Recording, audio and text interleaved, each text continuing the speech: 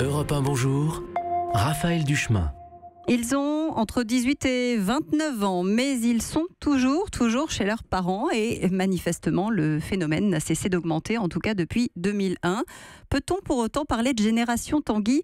Bonjour Sandra Wabian. Bonjour. Merci d'être avec nous. Vous dirigez le pôle Société du CREDOC. Le CREDOC, c'est le Centre de recherche pour l'étude et l'observation des conditions de vie. Elle vous surprend, cette étude de l'INSEE, ou pas du tout ?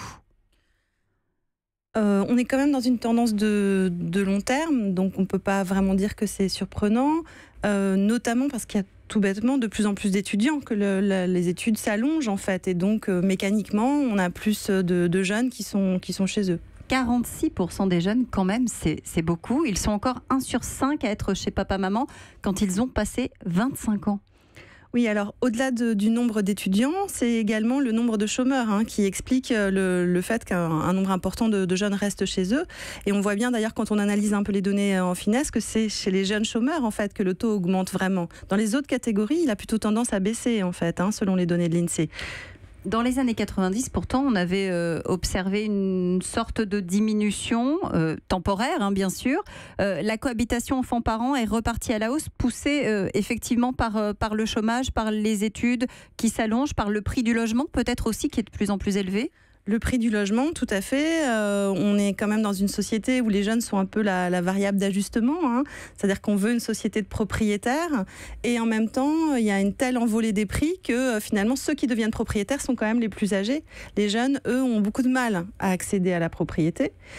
Ils se retrouvent également en difficulté pour louer des logements puisque leur situation professionnelle n'est pas stable. C'est-à-dire quand bien même ils ont un emploi, la plupart sont en CDD en fait. Donc, c'est pas forcément un désir de rester chez papa-maman. C'est aussi une situation subie plutôt qu'une situation choisie, ou ça peut être parfois les deux ? Alors, il y a une étude qui a été réalisée il y a pas très longtemps sur les relations entre les parents et les enfants. Et contrairement à ce qu'on a en tête, on observe qu'il y a une amélioration des relations entre les parents et les enfants, notamment chez les jeunes collégiens et notamment avec les papas, en fait, qui sont quand même plus investis aujourd'hui que par le passé. Donc, oui, c'est peut-être un peu plus agréable aujourd'hui de vivre chez ses parents que ça ne l'était il y a 40 ans. Le niveau de vie global a augmenté. Les parents sont aussi plus tolérants avec le fait que les enfants restent longtemps puisqu'ils savent. Donc ça n'incite pas les jeunes à partir, c'est ça ? En fait, je ne suis pas sûre qu'il faille porter une responsabilité soit aux parents, soit aux enfants. C'est plus un mouvement général de société. Aujourd'hui, si vous voulez réussir dans la vie, il faut avoir des études longues. Les parents le savent, les enfants le savent. Et donc, à un moment donné, le choix est fait de rester chez soi pour continuer ses études.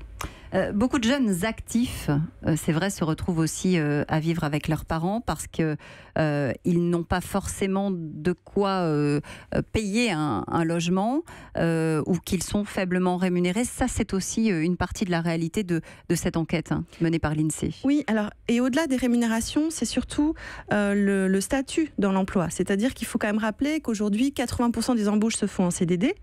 Et la plupart sont des CDD courts et des CDD courts qu'on réenchaîne. Donc en fait, ces jeunes, ils sont dans l'emploi, mais avec une situation qui ne leur permet pas en fait d'obtenir une location parce qu'ils ne sont pas dans une situation suffisamment stable. Il y a aussi le facteur accident de la vie qui entre en ligne de compte. On regarde ces enquêtes et on se dit il y a 1 adulte sur 10 qui a déjà dû revenir chez ses parents, un jeune adulte, après avoir pris son indépendance. C'est quand même un chiffre inquiétant. Inquiétant, oui, d'une certaine manière, ça montre que la fluidité de la société n'est pas suffisante, puisque à un moment donné, ils sont obligés d'aller se retourner vers leurs parents. Ça montre un peu, d'une certaine manière aussi, les différences entre les générations et le fait que toutes les générations ne commencent pas la vie dans les mêmes situations. Après, il faut faire confiance aussi aux jeunes. Et effectivement, ils peuvent avoir des moments où ils vont retourner chez leurs parents, et ça ne veut pas dire qu'ils vont y rester jusqu'à l'âge de leurs 50 ans, comme le film récent qui était sorti. Oui, le fameux film Tanguy dont on parlait. On peut parler ou pas, alors, justement, de génération Tanguy, ou c'est un peu exagéré ? Moi, ce qui me gêne dans cette génération Tanguy, c'est qu'on a l'impression qu'on a des jeunes jeunes qui sont paresseux, qui ont envie de rester chez eux pour qu'on leur fasse leur machine et qui en fait n'ont pas du tout envie d'indépendance.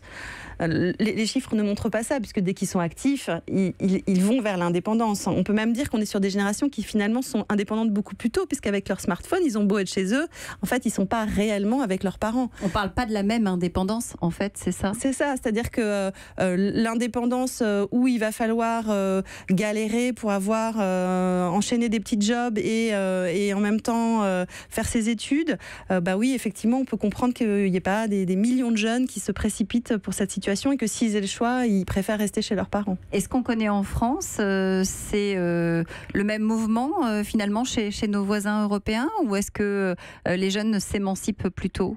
Alors, les situations de logement sont très différentes suivant les pays. Par exemple, en Espagne, les jeunes cohabitent plus et plus longtemps avec leur famille, mais on est sur à la fois des situations de logement différentes. On a plus ou moins de propriétaires suivant les pays, et également des valeurs de société un peu différentes.